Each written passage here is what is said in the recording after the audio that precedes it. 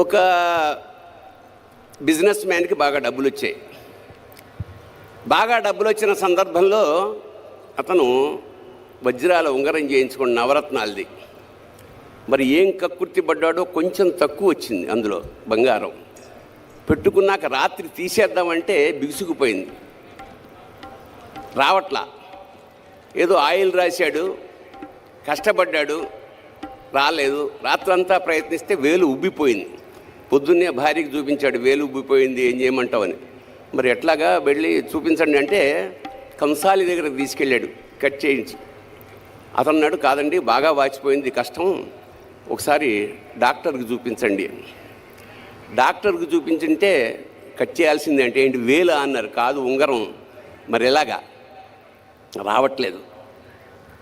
అప్పుడు వాళ్ళ భార్య చెప్పింది, ఒక పని చేద్దామండి, నాకు వెంకటేశ్వర స్వామి అంటే విపరీతమైన భక్తి, ఆయన్ని మొక్కుకోండి, అదే యాజ్ ఇట్ ఈజ్గా వచ్చేస్తుంది అని. సరే వెంకటేశ్వర స్వామికి మొక్కుకున్నాడు. ఏమని మొక్కుకున్నాడు? స్వామి, ఈ ఉంగరం లూజ్ అయ్యి చచ్చిపోతున్నాను, దీంతో ఇది గనక పడిపోతే వచ్చేస్తే గనక నీకు ఉంగరం యాజ్ ఇట్ ఈజ్గా హుండీలో వేసేస్తాను అన్నాడు. వెంకటేశ్వర స్వామి ఇలాంటి విషయాల్లో చాలా హాయిగా చిరునవ్వు నవ్వుతూ అలాగే అన్నాడు. కట్ చేస్తే నెక్స్ట్ డే కల్లా వాపు తగ్గిపోయి ఉంగరం వచ్చేసింది. చెప్పాను నేను వెంకటేశ్వర స్వామిని నమ్ముకుంటే ఎలా ఉంటుందో అని. వెంటనే తిరుపతి ప్రయాణం అయ్యారు వీళ్ళు. తీరా అక్కడికి వెళ్ళేటసరికి పేపర్లో గుండె పగిలే వార్త ఏమిటంటే బంగారం ధర అమాంతంగా 100 రెట్లు పెరిగిపోయింది. అంటే ఇప్పుడు 50,000 ఉన్నది 5 లక్షలు అయిందనుకోండి.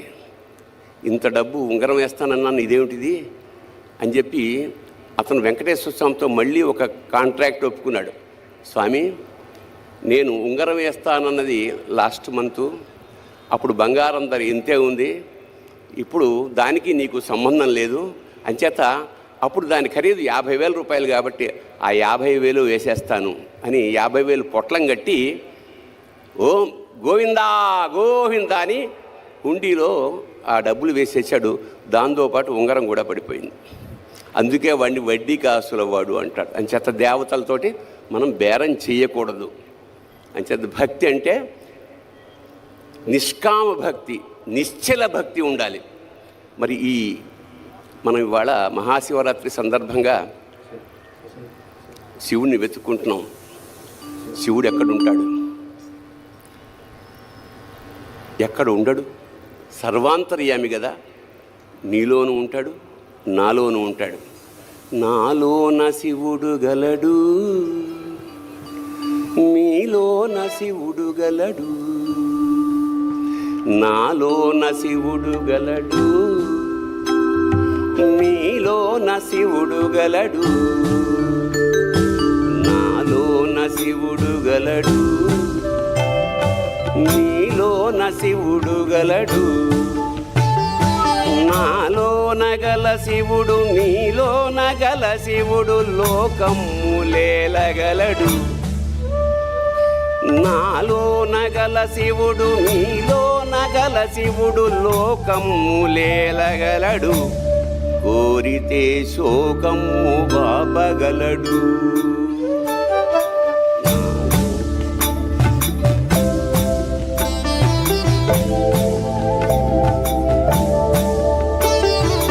నాలోన శివుడు గలడు, నీలోన శివుడు గలడు, నాలోన గల శివుడు నీలోన గల శివుడు గంగ పైకెత్తగలడు,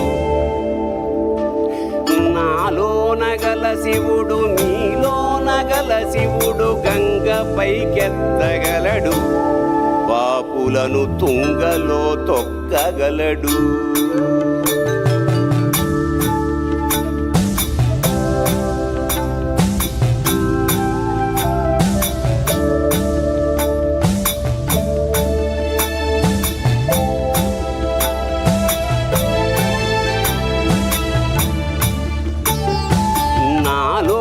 గల శివుడు నీలోన గల శివుడు ఒక కన్ను తెరవగలడు, నాలో నగల శివుడు మీలో నగల శివుడు ఒక కన్ను తెరవగలడు, వద్దంటే రెంటిని మూయగలడు.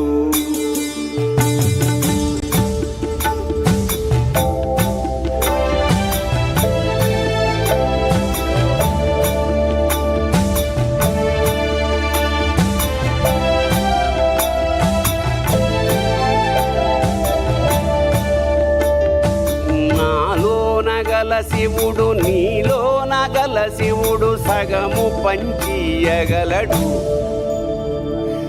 నాలో నగల శివుడు నీలో నగల శివుడు సగము పంచియగలడు, తిక్కతో అసలు తుంచేయగలడు.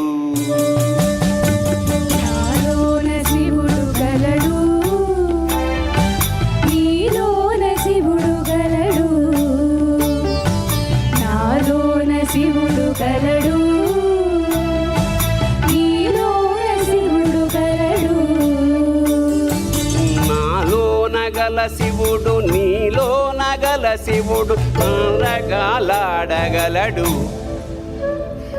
నాలో నగల శివుడు నీలో నగల శివుడు నాటకాలాడగలడు, తెరదించి మూట కట్టేయగలడు. నాటకాలాడగలడు, తెరదించి మూట కట్టేయగలడు.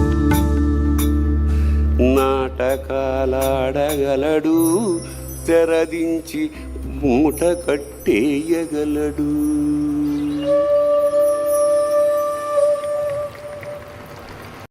మహాశివరాత్రి పర్వదిన సందర్భంగా విచ్చేసిన అశేష భక్తులందరికీ నమస్కారాలు తెలియజేసుకుంటూ, ఇక్కడికి విచ్చేసిన మన ప్రియతమ ముఖ్యమంత్రి నారా చంద్రబాబు నాయుడు గారికి మనస్ఫూర్తిగా నమస్కారాలు చేసుకుంటూ, ఇవాళ మహాశివరాత్రి. శివరాత్రి ప్రతి నెలా వస్తుంది, దాని పేరు మాస శివరాత్రి. ఏడాదికి ఒక్కసారి వచ్చేదే మహాశివరాత్రి. ఈ మహాశివరాత్రి సందర్భంగా ఆ పరమేశ్వరుడు మహానందపడుతున్నాడు. కారణం ఏమిటంటే, శివుడు ఇవాళ చంద్రబాబు గారిని ధరించి చంద్రశేఖరుడయ్యాడు. శిఖ మీద ధరించాడు కాబట్టి చంద్రశేఖరుడు. అలాంటి ఇవాళ తెలుగు జాతంతా గర్వపడేలాగా భవిష్యత్ నిర్దేశనం చేస్తున్న ఆ మంత్రి మండలందరికీ చాలా ఆనందంగాను గర్వంగాను నమస్కారం చేసుకుంటూ, సామాన్య స్థాయి నుంచి ఇవాళ